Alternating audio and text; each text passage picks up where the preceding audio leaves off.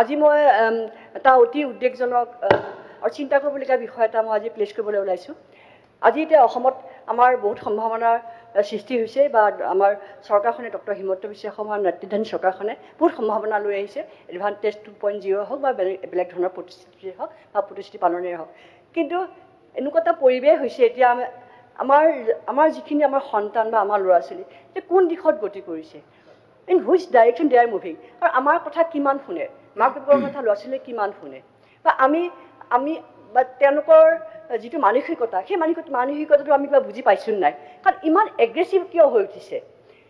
First anything first day like, মানে first bike, first কাৰ, সিদিনাখন এটা এক্সিডেণ্ট হৈছে 18 বছৰৰ ল'ৰাই চলাই পেলাই মানে এক্সিডেণ্ট কৰি কেনেকুৱা ক্ষেত্ৰত নিজেও চিকাৰ হয় বা কাৰোবাক মাৰে। গতিকে এনেকুৱা ধৰণৰ স্মাৰ্টফোন এনিথিং ফাৰ্ষ্ট মানে তেওঁলোকে ভাল পায়। আৰু এটা কথা চাব গ'লে ইমান মাক বাপেকৰ টেনশ্যন আপোনালোকে গম নাপায়, দেখিব যে বাহিৰত হাঁহি ফূৰ্তি কৰি আছে কিন্তু ঘৰত বহুত অশান্তি, ড্ৰাগছৰ ক্ষেত্ৰতে হওক, মোবাইলৰ ক্ষেত্ৰতে হওক। গতিকে এনেকুৱা ধৰণৰ ক্ষেত্ৰত আমি কিছুমান চাইচন লৈ আজি মই আহিছোঁ। চাইচন ঠিক নহয়, মানে আমি চিন্তা কৰিব লগা হৈছে যেনে যে এতিয়াতো এজটো ডিজিটেল এজ, আজিকালি ল'ৰা ছোৱালীবিলাকক দেখা গৈছে তেওঁলোকৰ মেণ্টেল এজটো বহুত মানে ডাঙৰ হৈ পৰিছে। সৰু সৰু বাচ্ছাবিলাকো মানে বহুত ডাঙৰ ল'ৰা ছোৱালীৰ নিচিনাকৈ ব্যৱহাৰ কৰে, মানে সৰু হৈ থকা নাই। আমাৰ মনত সৰু বাট দিয়াৰ মেণ্টেলিটি ইজ মানে বহুত ডাঙৰ, মেণ্টেলিটি ইজ বহুত ডাঙৰ। আৰু মানে তেওঁলোকৰ মানে ইমান পটককৈ ছেল্ফ এষ্টিমত লাগে, কিবা এটা কথা ক'বই নোৱাৰি, মনত আঘাত পাই যায়। মনত আঘাত পাই কেতিয়াবা এনেকুৱা দেখা গৈছে বাইক নিদিলোঁ ছুইচাইড কৰিলে, কোনোবাই মোবাইল, এটা সৰু বহুত বছৰ আগৰ ঘটনা, ছোৱালীজনীয়ে হোষ্টেলত পঢ়ে, মোবাইল চুৰ ধৰিলে, গুৱাহাটীলৈ আহিলে, ঘূৰি পেলাই ছুইচাইড কৰিলে। মোৰ এই কথাটো মোৰ এতিয়াও দুখ লাগে। মানে এনেকুৱা ধৰণৰ ঘটনাবিলাক ইমান হৈ আছে, ইমান সহনশীলতা তেওঁলোকৰ ইমান কমি কিয় আহিছে? তেওঁলোকে মানে দে কান টেক এনি প্ৰেছাৰ আজিকালি, মানে এই মেণ্টেল ইমান উইকনেছটো তেওঁলোকৰ কিয় হৈছে? যে আমি এইটো সঁচাকৈ আমি আজি মানে গাৰ্জেন হিচাপে আমি চিন্তা কৰিব লাগে, কাৰণ এইখন পৃথিৱীখন আমি বনাইছোঁ, আমি ইমান ডাঙৰ আমাৰ চৰকাৰে ইমান ডাঙৰ আঁচনি লৈছে, ইমান সম্ভাৱনা আছে, তেওঁলোকে ইমান ব্ৰিলিয়েণ্ট ষ্টুডেণ্ট দে আৰ, কিন্তু তেওঁলোকে হোৱাই দে কেনট টেক দ্য প্ৰেছাৰ। যিকোনো ধৰণৰ প্ৰেছাৰ হ'ব পাৰে, মাক দেউতাকৰ পৰা তেওঁলোকে প্ৰেছাৰ পায়। তেওঁলোকৰ বিৰাট মানে বাচ্ছাবিলাকক যিমান কথা পাতিছোঁ আমি, তেওঁলোকে কয় মোক কোনেও বুজি নাপায়, আমাক মোৰ মা দেউতাই বুজি নাপায়। এই ষ্টেটমেণ্টটো এটা জেনেৰেল ষ্টেটমেণ্ট, মা দেউতাই আমাক বুজি নাপায়। আৰু আচলতে মানে আমি ভুল কৰি আছোঁ নে ল'ৰা ছোৱালীয়ে ভুল কৰি আছে আমি গম নাপাওঁ, কিন্তু আমি বিচাৰোঁ আমি সময় হয়তো দিব লাগিব। আমি তেওঁলোকক ফ্ৰেণ্ডৰ নিচিনাকৈ ট্ৰিট কৰিব লাগিব, নট চিলড্ৰেন, ফ্ৰেণ্ড। তাহাঁতে বহুত ডাঙৰ হৈ মানে আমি জানিব লাগিব যে দে আৰ বিগাৰ নাও। গতিকে আমি ফ্ৰেণ্ডৰ নিচিনাকৈ ব্যৱহাৰ কৰিব লাগিব, তাহাঁতে কি সমস্যা হৈ আছে আমি বুজি পাব লাগিব।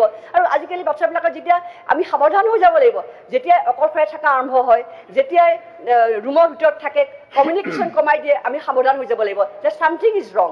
যে সেই কথাটো আমি বুজি পাব লাগিব যে আমি নিজে তেওঁলোকৰ ৰোল মডেল হ'ব পাৰিব লাগিব।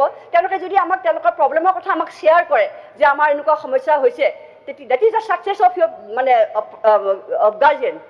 মানে মাক বাপেক ছাকচেছ তেতিয়াই হ'ব, মানে তেওঁলোকৰ পেৰেণ্টিং ছাকচেছ তেতিয়া হ'ব যদি ল'ৰা ছোৱালীয়ে শ্বেয়াৰ কৰে যে মা মোৰ এনেকুৱা এটা সমস্যা হৈছে, হোৱাট শুড আই ডু। গতিকে সেই পৰ্যায়লৈকে আহিব লাগিব। মাক বাপেক আৰু ল'ৰা ছোৱালীক তেনেকুৱা ধৰণৰ এটা সম্পৰ্ক গঢ়ি উঠিব লাগিব। তাৰ কাৰণে আমি সময় দিব লাগিব।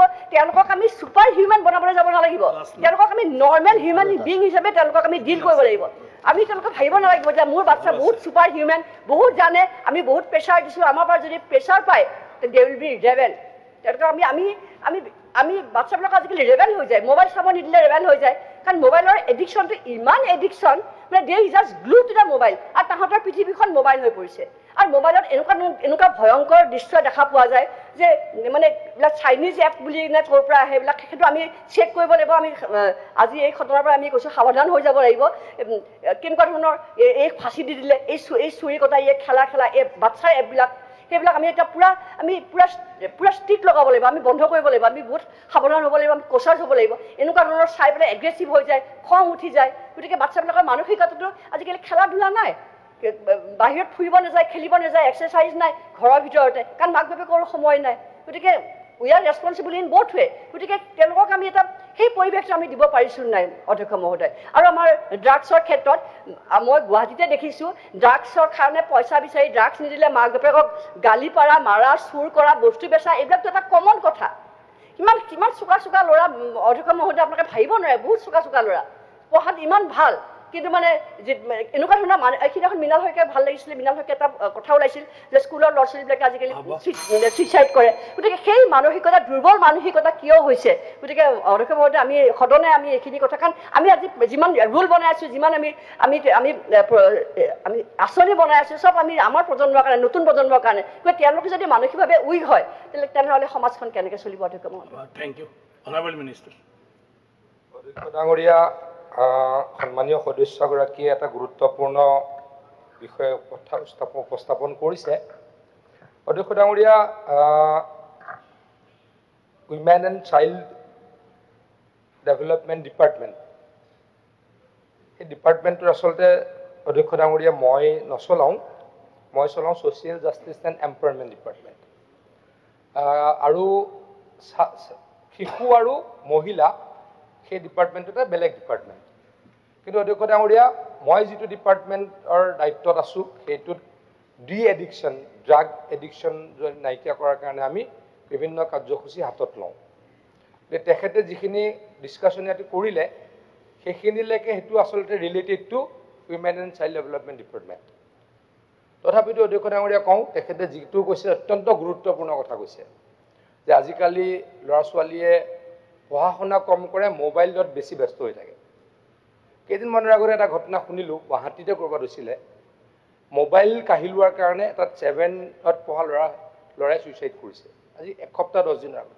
আপোনাৰ সমস্যা এইখিনিতে হ'ব গুৱাহাটীত আৰু দ্বিতীয়টো ছুইচাইড 10 বছৰীয়া এগৰাকী ছোৱালী আজিৰ পৰা এসপ্তাহত কৰিছে গতিকে এইটো অত্যন্ত গুৰুত্বপূৰ্ণ কথা অধ্যক্ষ ডাঙৰীয়া তাৰ কাৰণে আমি কিছু নহয় কিছু ব্যৱস্থাটো হাতত ল'বই লাগিব সকলোতকৈ গুৰুত্বপূৰ্ণ কথা আমি আমাৰ অভিভাৱকসকল দায়িত্ব খুব বেছি চিৰিয়াছ হ'ব লাগিব আজি অধ্যক্ষ ডাঙৰীয়া ময়ো পিতৃ আমি ইয়াত থকা প্ৰায় সকলোৱে পিতৃ বা মাতৃ মোৰ ল'ৰা ছোৱালীয়েও মোবাইল চাই থাকে এইটো আমাৰ কাৰণেও অলপ কষ্টকৰ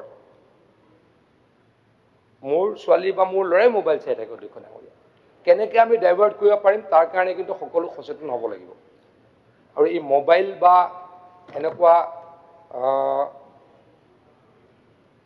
যিখিনি সাধাৰণতে ছাত্ৰ ছাত্ৰী বা শিশুৱে আমাৰ দিনত নহৈছিল সেইখিনিৰ প্ৰতি এতিয়া ল'ৰা ছোৱালী আকৰ্ষিত হৈছে সেইখিনি কেনেকৈ লাহে লাহে আমি আঁতৰাব পাৰোঁ তাৰ কাৰণে প্ৰয়াস কৰিব লাগিব মই এই বিষয়ে মাননীয় মন্ত্ৰী অজন্তা নেওগ ডাঙৰীয়াৰ লগত আলোচনা কৰিম আকৌ কৈছোঁ শিশু আচলতে অলপ কনফিউজিং বস্তুটো তেখেতেও শিশুহে চায় তেখেতৰ ডিপাৰ্টমেণ্টটোত শিশু চায় অলপ ডাঙৰ হোৱা ল'ৰা ছোৱালী নাচায় মোৰ ডিপাৰ্টমেণ্টটোৱে আকৌ অধ্যক্ষ ডাঙৰীয়া ড্ৰাগ আকৃষ্ট ল'ৰা ছোৱালীকহে ড্ৰাগ নাইকিয়া কৰিবলৈ বা ড্ৰাগ নিৰ্মূল কৰিবলৈ কাম কৰে গতিকে স্পেচিফিক আমি কিছু চৰকাৰে এই ক্ষেত্ৰত আলোচনা কৰাটো উচিত বুলি মই ভাবোঁ আৰু সেইকাৰণে তেখেতে গুৰুত্বপূৰ্ণ এটা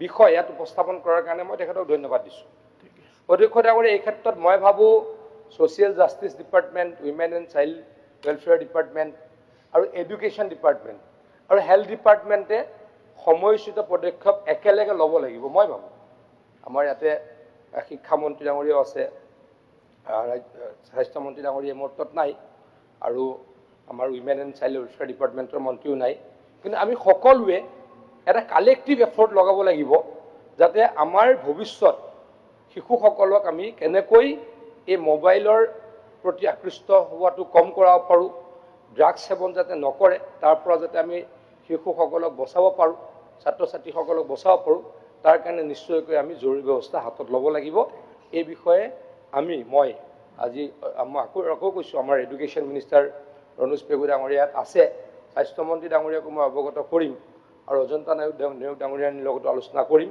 এই ক্ষেত্ৰত আমি কালেক্টিভ কিবা কৰিব পাৰোঁ নেকি তাৰ কাৰণে চেষ্টা কৰিম ধন্যবাদ